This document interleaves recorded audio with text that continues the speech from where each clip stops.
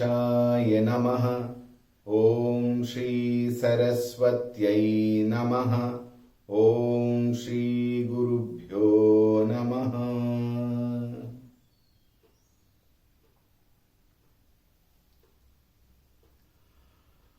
ॐ नमो भगवते वासुदेवाय।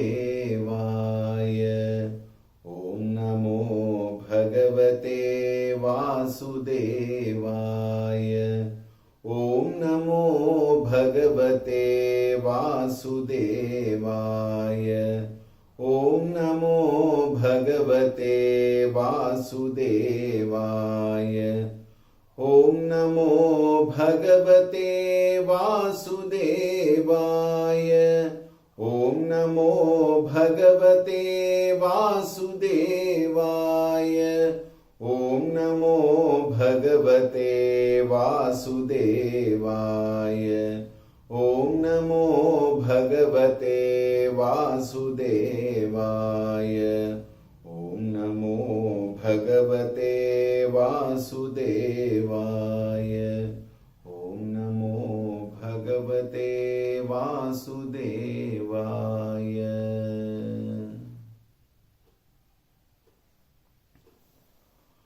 ॐ वसुदेवसुतं देवं कंसचाणूरमर्दनं देवकी परमानन्दं कृष्णं वन्दे जगद्गुरुम्। मूकं करोति वाचालं पङ्गुं लङ्घयते गिरिं यत्कृपातमहं वन्दे परमानन्दमाधवम्। ॐ सदाशिवसमारम्भां शङ्कराचार्यमध्यमाम् अस्मदाचार्यपर्यन्तां वन्दे गुरुपरम्पराम्। ॐ ध्यायामि चिन्मयानन्दं गुरुदेवं महामतिं प्रेमपूर्णं क्रियाशीलं सदा लोकहिते रतं कृपालुं सुन्दराकारं समर्थं सत्यदर्शिनं वाचा तत्त्वप्रकाशिन्या शोकमोहविनाशिनम्।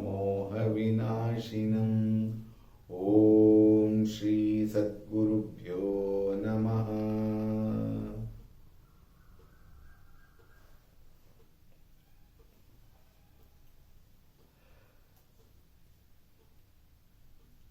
Hari Om Suprabhatam. We will chant the 23rd and 24th shloka before entering the 25th one. Bhaj Govindam, Bhaj Govindam, Govindam Bhaj Mudhamate, Samprapte Sannihite Kale, Nahi Nahi Rakshati Dukrankarani. Kastvam koham kuta ayatah kame janani ko me tatah iti paribhavaya sarvamasaram vishvam tyaktva swapna vicharam tvayi mayi chanyatraiko vishnuhu vyartham kupyasi maya sahisnuhu भवसमचित्तः सर्वत्रत्वं वाञ्छस्य चिराद्यदि विष्णुत्वं शत्रौ मित्रे पुत्रे बन्धौ मा कुरु यत्नं विग्रहसन्धौ सर्वस्मिन्नपि पश्यात्मानं सर्वत्रोत्सृज भेदज्ञानं भज गोविन्दं भज गोविन्दं गोविन्दं भज मूढमते।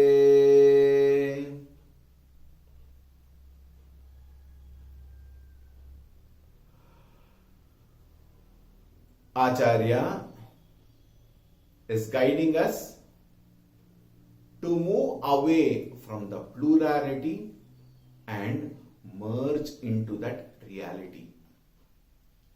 And he uses all kinds of our own experiences. The very, very beautiful part in our Vedanta Shastra is they take the example of our own experiences to help us understand that we have not understood the true our own self. And we found so many examples are being given not only by Paramacharya Sri Adi Shankaracharya but also his Shishyas, who are again Acharyas themselves. And the Acharya said, Vishnu is the ultimate. Therefore, Achirad Vishnutvam Vanchasi.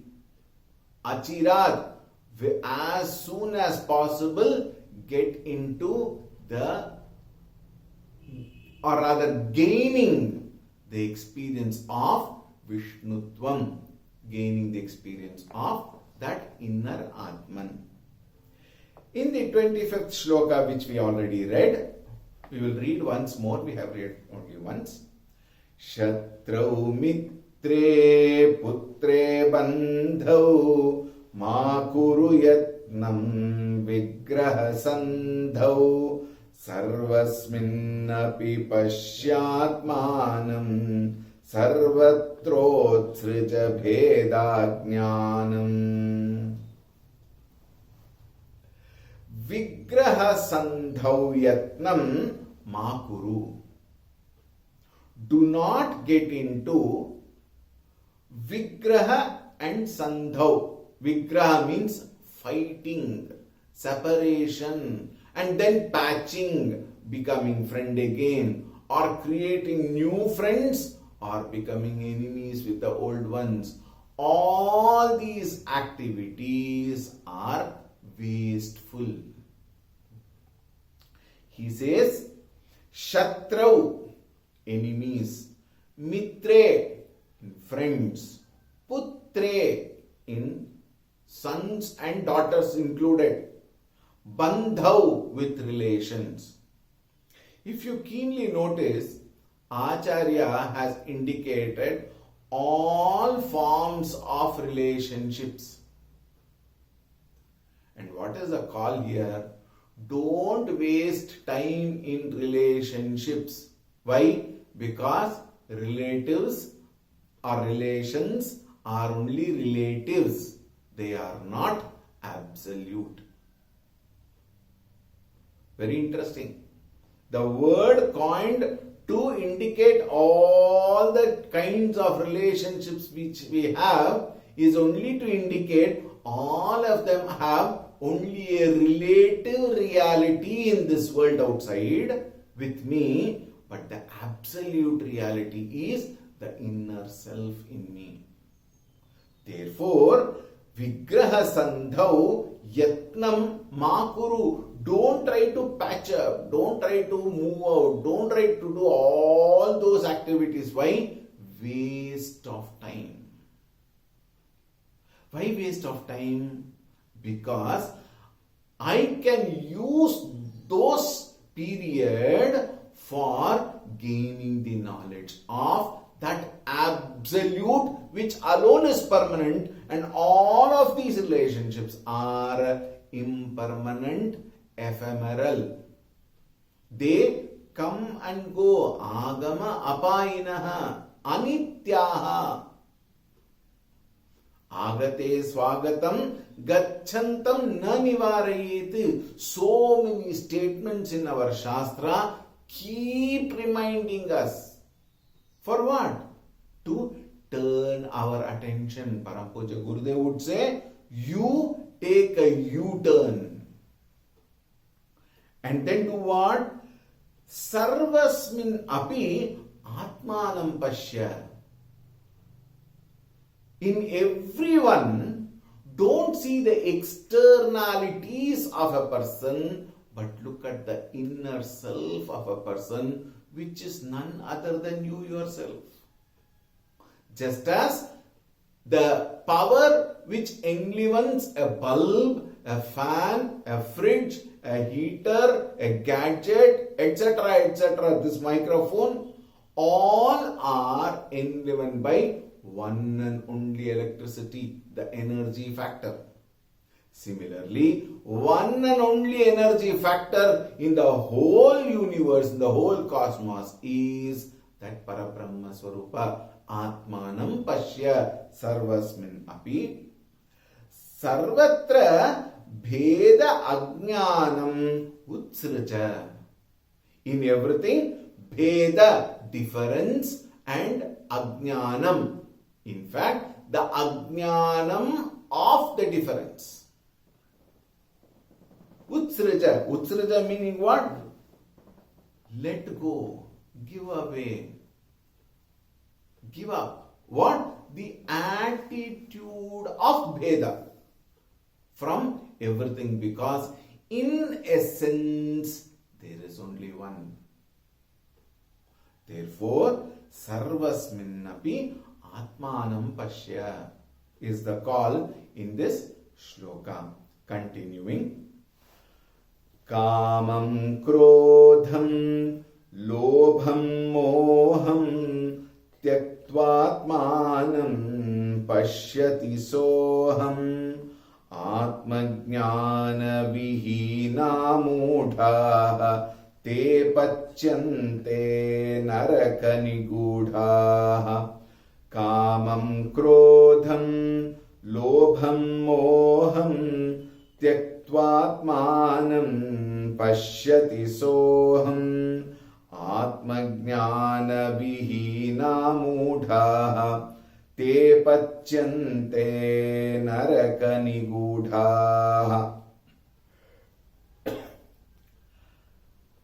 A very, very beautiful slokam. While the previous shloka talked about the externalities of life, this shloka talks about our own inner nature. Inner nature means not the true nature, but the nature of the mind. The first two lines has condensed the entire spiritual practice. And the second two lines talks about the consequence of that which when we don't practice the first two lines. What is that? Saha aham pashyati atmanam. Soham meaning what? Saha aham. Saha here refers to what? All and sundry, if you can put it in accounting language. Everything in this world is nothing but the expression of the true Atma which is in me. Again, drawing the same example, every gadget, the enlivening principle is one and only electricity. Similarly, every being in this world is nothing but an expression of the inner Atman. Therefore, Kamam, Krodham, Lobham, Moham, Ityadi. Adi we have to supply. Mother Matsarya to be added. Sarvam Saha Aham Atmanam Pashyati. Please see that everybody on whom you have desire, you have anger, you have greed, you have jealousy, you have etc. All such feelings put together, all those on whom you have all these vices, they all are nothing but expression of the same Atma. Therefore, Sarvam Tyaktva. Tyaktva meaning what? Here one should not immediately come to a conclusion, I will give up everybody. That is not required. But that kamatvam, krodhatvam, lobhatvam, mohatvam, all these one has to give, not the people. Because you can't give up people, they are you yourself. If we say we are giving up people, then there is Bheda. The thought very clear is Kamam Tyaktva. That Kamatvam, Krodhatvam, meaning that attitude you give up because they are not different. Saha ahameva iti atmanam pashyati. This is one beautiful ekatva bhavana which has to come. In the second line, he says, Atma Jnana Vihinaha, those who are not seeing the inner self of the people around and they hate them with, that Bheda Bhava. Such people are called Mudhaha. Atma Jnana Vihinaha Mudhaha. Foolish people. Therefore, as I said yesterday also, to quote Pujya Gurudev, hate the sin, not the sinner. Because it is the action which has to be condemned. Therefore, here also it is said, Atma Jnana Vimudhaha, those people who have no Atma Jnanam, te Naraka Nigudhaha Pachyante. They will experience Naraka. Now, Naraka means many people keep giving lot of expression, lot of description about Naraka. One big oil pan and you will be fried into it. All these are all very beautiful expression to talk to children, to scare them from bad qualities. But what about intelligent people? The idea here is they are already in Naraka if they have not understood Atma. Atma Jnana Vimudhaha te Nigudhaha Narakam Pacyanti. They will experience Naraka here and now. They don't have to die and go to a Naraka to experience suffering and pain. We already are suffering. We are already in pain. We are already disturbed. Is it not? Therefore, Acharya says, the consequence of not gaining the Atma Jnanam is you will experience all lot of problems here and now. This itself is Naraka. Therefore, Swarga and Naraka are not something which is far above the cloud or deep down in the Patala, etc. Here and now one can experience heaven and hell. Therefore, be vigilant to understand the truth behind all those who you come across and get attached to either the desire, anger, jealousy, etc. They are expressions of my own foolishness. Continuing. Geyam Gita Nama Sahasram Dhyeyam Shripati Rupamajasram Neyam Sajjana Sange Chittam Deyam Dina Janaya Chavittam Geyam Gita Nama Sahasram Dhyeyam Shripati Rupamajasram Neyam Sajjana Sange Chittam Deyam Dina Janaya Chavittam Bhaja Govindam Bhaja Govindam Govindam Bhaja Mudhamate.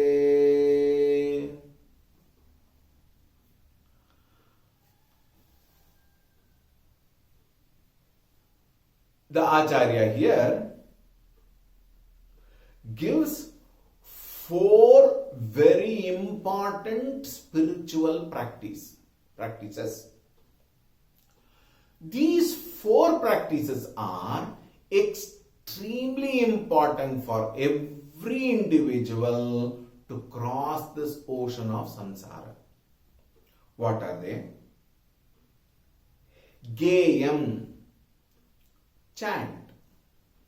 The first spiritual practice is Parayanam.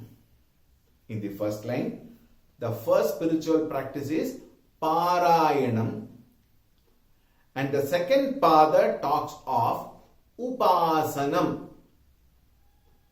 Dhyeyam Shripati Rupamajasram talks about Upasanam. And third one, Neyam Sajjana Sange Chittam talks about Satsanga, the third spiritual practice. And the fourth one, Deyam Dina Janayacha Vittam. The fourth one is Dhanam.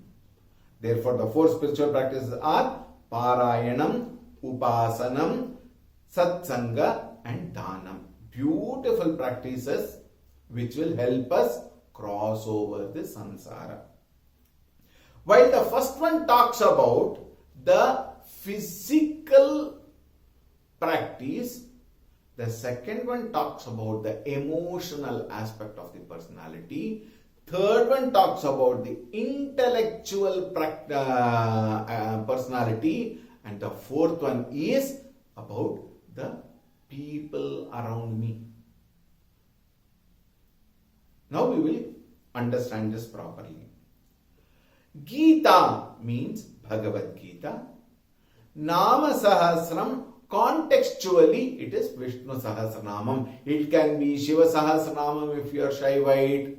It can be Lalita Sahasranamam if you are a Devi Upasaka. It can be anything, but chanting. The emphasis for chanting is given here to indicate that the mind which is completely distracted out in the world can be brought together through Parayanam. Parayanam has various benefits. Please note, here Gita and Nama Sahasram etc. does not include Veda. Veda Parayanam has to be done with perfection alone. Underline. Veda Parayanam has to be done with perfection alone. Therefore, one has to go to a guru, learn perfectly all those swara, intonations, udatta, anudatta, swarita, swara udatta, etc. which many of us have learned. And one cannot afford to make a mistake because Veda Ati Pavitram and has been given by Bhagavan himself. And therefore, those Veda Parayanam must be chanted according to its prescription. Therefore, all cannot become eligible to chant Veda. However, there are different panktas which has various way of looking. If you look at the Shankara philosophy, there only Brahmanas and who have taken to Gurukula Vasa with Yajnopavita Dharanam etc. only they have to chant. And there are other pankthas who say, no, Veda is for everyone. Yes, one has to learn properly, but everyone can chant. Example, Param Puja Gurudev, under whom all of us have been trained. Puja Gurudev says learn perfectly, chant perfectly. And there is no bheda. But perfection has no compromise. One has to chant perfectly, yes. But like that, there are other people don't even utter Om also. There are some people who say, we should not chant Gayatri, you should not chant this, you should not chant. They don't know why they should not be chanted. But then they scare people. Like this we have varied people who talk of various aspects. Here the Acharya talks of Gita and Nama Sahasram. These are shlokas. There are two things. One is mantra, another one is shloka. Mananat trayate iti mantraha. Shlokas are written by people. A lekaka is there in author is available in shloka. Now Bhagavad Gita and Nama Sahasram can be chanted in any tune. We have hundreds of people who have chanted Bhagavad Gita in their own fashion. There are so many people who are chanting Vishnu Sahasranama in their own way, at their own speed. All these are possible with reference to shloka. Therefore, Acharya says, it is easier to take up Bhagavad Gita Nama Sahasram chanting. Anybody can chant in their own sweet way. If you have to learn Veda, then there is a condition. Like they put one asterisk and say condition apply. Vedas have got certain conditions. You cannot chant like anything and everything, anywhere and everywhere, cooking in the kitchen and drying clothes in the... No. It has its own specific way. It is sacred. That is why a Vatu is given Yajnopavita Dharanam. And then he is initiated into Brahmacharya Ashrama, where he has to specifically, typically, perfectly learn Yajnopavitam Paramam Pavitram. Yajnopavitam becomes the Yogyata for learning Veda. This is one factor. The other factor is, does it deprive people of this Veda Jnana? No.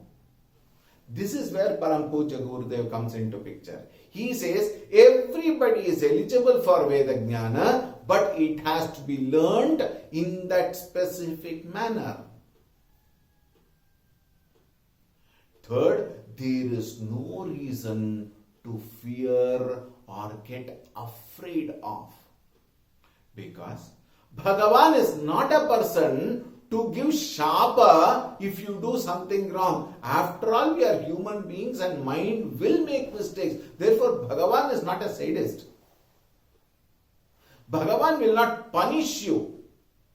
He will punish you for all other mistakes. But unknowingly when we commit a mistake, Bhagavan is not a person who will punish and give shapa.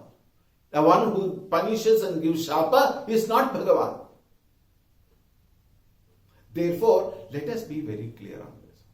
However, Acharya here takes up Bhagavad Gita and Nama Sahasram because anybody can chant and it is so beautiful. If you take up any tune which is comfortable, you take up and chant, it can transport the mind from the Laukika Jivanam to Paramarthika Jivanam. Therefore, it is definitely worth taking up these stotrams, etc. So many stotrams are available. Right? But chant. Why should we chant? When we physically chant loudly, then what happens? Loud chanting will bring the mind where it is chanting. What is the purpose of chanting? If the purpose of chanting is not met, then the chanting is a noise. What is the purpose of chanting? purpose of loud chanting is chitta ekagrata. To bring the mind from wherever it is wandering, to bring it to one place so that that collected, composed, quiet, ready mind can be channelized into any particular field of activity. Look at any scientist. He corners himself, cocoons himself. He doesn't want any disturbance from the public. He cocoons himself to one corner and then he is able to conduct his experiments, process his experiments. Any child who wants to study, what do we say? Don't get distracted. Go inside the room, close the door and concentrate. And for concentration, chanting is a beautiful method. That is why olden days people said, early morning take the name of the Lord, chant Vishnu Sahasranamam early morning, so that the mind is kept fresh. What is keeping fresh? The mind is filled with positive energy. Otherwise, idle mind is a devil's workshop. It will collect all rotten things of the life. Therefore, chant Geyam Gita Nama Sahasram. The second spiritual practice is Upasana. Dhyeyam Shripati Rupamajasram. Shripati here refers again to Vishnu, but it is an example to show that you can meditate on any of your Ishtadevata. It is only a representation. Shripati Vishnu. And who is Vishnu? Vishnu here represents not the Shankachakra Gadadhari formed Vishnu, the one who is everywhere. Vishwam Sarve, where he is everywhere. That supreme principle is indicated with the thought Shripati. But why only Shripati? Why is it said Shripati? Because we are talking of Bhaja Govindam. So even with reference to the contextually, Govinda is Vishnu, therefore chant Vishnu Sahasranama. Shripati Rupam Ajasram Dhyeyam. Think of the beautiful Rupa. Now, the idea here is you can chant anything. Yena kena prakarena manah krishne niveshayet is a statement. You can add manah shive niveshayet. Any whatever, whichever is the Ishtadevata. But you require to bring that into practice. Dhyeyam, meditate. What is meditation? Whenever meditation is talked about, it is being very, very, very wrongly described. First of all, there is nothing called doing meditation. Meditation is a noun and not a verb. We must be clear about this. Meditation is a noun and not a verb. Therefore, we cannot do meditation. What we do in the name of meditation is withdrawing the mind which is scattered everywhere, quieten the mind and channelize the mind towards one thought of our Ishtadevata. You can chant any name. Om Namo Narayanaya, Shri Ram Jai Ram Jai Jai Ram, Om Namah Shivaya, Krishnam Vande Jagat Gurum. Any form you can take. The one who is a Vishnu Bhakta can take up. What is that? Shantakaram Bhujagashayanam Padmanabham Suresham Vishwadharam Gagana Sadrisham Meghavarnam Shubhangam Lakshmikantam Kamalanayanam Yogi Hriddhyanagамyam Vande Vishnum Bhavabhayaharam Sarvalokaikanaatham. You can take the Dhyana Shloka of Vishnu. If you are a Shiva Bhakta, you can chant Shiva Stuti. Apatalana Bhastalanta Bhuvana Brahmandama Vispurat. From Rudram. Jyotis Phatika Linga Mauli Vilasat Purnendu Vantamritai. If you are a Devi Bhakta, we have the most beautiful Lalita Sahasranamam. Shri Mata, or what is the Dhyana Shloka? The Dhyana Shloka of Lalita Sahasranama.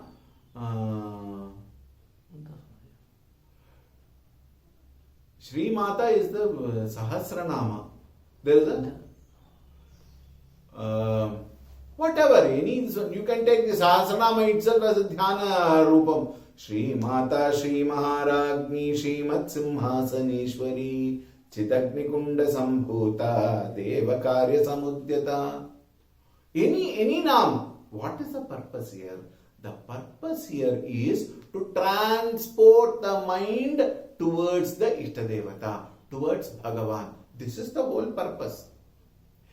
If the purpose is lost, then the whole exercise is futile. Puja, Nama Sahasram, then Dhyanam. Any practices you take, all are for what? To quieten the mind. Chittasya Shuddhaye Karma. Karma here refers to all these activities. Dhyayam. This refers to Upasana. Going nearer to that Bhagavan. Then, third one is what? Satsanga. And this is extremely important. Why? Because there are people who will say, Swamiji, what is the point of chanting when you don't understand? Go learn. Who stops you from learning? Who stops you from going to a satsang? Only when I go to a satsang, I will be able to gain the knowledge of the Supreme. And please note, this subjective science is available only in satsanga, in spiritual classes. They are not available in any schools or colleges which deals with objective knowledge. I can handle anything in the world outside, but I am unable to handle myself. What is the use of getting a PhD in botany, in biology, in zoology, in so many things, when I can't handle my own self? If I have to handle my own self, then I must know my mind, which is the cause of everything that's happening in the world, through me. If I am not aware of the ways, the behavior, the conduct of my mind, if I am not aware of the quality and texture of thoughts that my mind entertain, what can I achieve in life? Of what use are all those achievements in life? Think. As again Puja Gurudev would say, I can be a commander of a battalion in the army, but I can't handle my own mind. I can handle 654 people outside in a huge company as the managing director or the CEO of the company, but I can't handle my mind. Think. So of what use is all these practices if I cannot handle myself? I either mishandle my mind or manhandle others. Think. Therefore, it is primarily important to understand myself, and in fact, that is the purpose of human life. The very purpose of human life is not to build an empire outside, but to build a beautiful heart inside. And that comes only when I understand me, myself first, and then mine. Me and mine are the most important factor. Me is the supreme. Mine is everything other than that, including this body, mind and intellect. Therefore, satsangaha sajjana neyam chittam. One has to give the mind towards satsanga. Param Puja Gurudev very beautifully says, all our spiritual practices are called religion. And philosophy is the real meaning, the real import of all Shastra. So religion without philosophy is superstition. Religion without philosophy is superstition, and philosophy without religion is a lunatic dream. Gurudev says, philosophy without religion is lunatic dream. Therefore, if you consciously see the Shankaracharyas, for example, they are all extremely scholarly in the Advaita Vedanta. Talk of Adi Shankaracharya, he is the genius in Advaita Vedanta philosophy. And what is Advaita? Advaita means there is nothing other than the self. Everything other than the self is mithya. Don't get scared. Even the so-called Bhagavan in form is also mithya from the highest standpoint. From the absolute standpoint, Shiva, Vishnu, Brahma, Devi, Hanumanta, Ganapati, all are within the framework of Mithya Jagat. But remember, they are required for what? To purify the mind. So they are nothing but a beautiful, wonderful concept given by the rishis for us to transport our mind to them, but not stay there, move further. This moving the mind from the worldly affairs to that Paramarthika is religion, and from there to move further into our own true nature is Satsanga. And in Satsanga alone, we come to know of all our flaws, all our wrong practices, all our wrong relationships, all our wrong engagements in life. It is only in Satsanga. Therefore, Sajjana Sangha Chittam Neyam. And this will help us to come to know of our mistakes and leave them, let go. And the next fourth practice, spiritual practice, is Dhanam, which we will take up tomorrow. Om Shanti Shanti Shanti. Hari Om. Shri Gurubhyo Namaha. Hari Om.